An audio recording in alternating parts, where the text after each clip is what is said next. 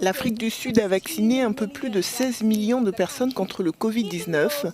C'est un pas en avant. Pourtant, selon une ONG qui milite pour plus de justice sociale, des migrants africains sans papier se seraient vus refuser un accès équitable à la vaccination anti-Covid-19.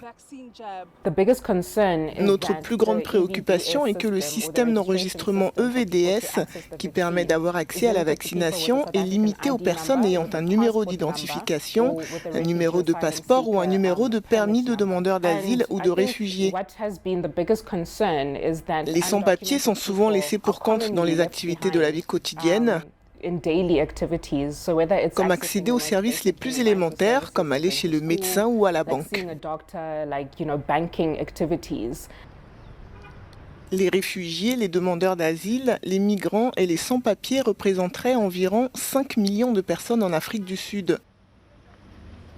L'un de ces sans-papiers est Brandon Gwaza, originaire du Zimbabwe.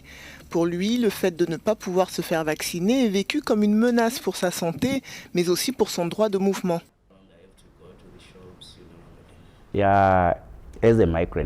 En tant que migrant sans papier, vivant ici à Johannesburg, en Afrique du Sud, il n'est pas facile de me faire vacciner. Tout d'abord, lorsque vous arrivez au centre de vaccination, vous devez montrer une preuve de votre identité. S'ils vaccinent les gens, c'est parce qu'ils veulent les protéger.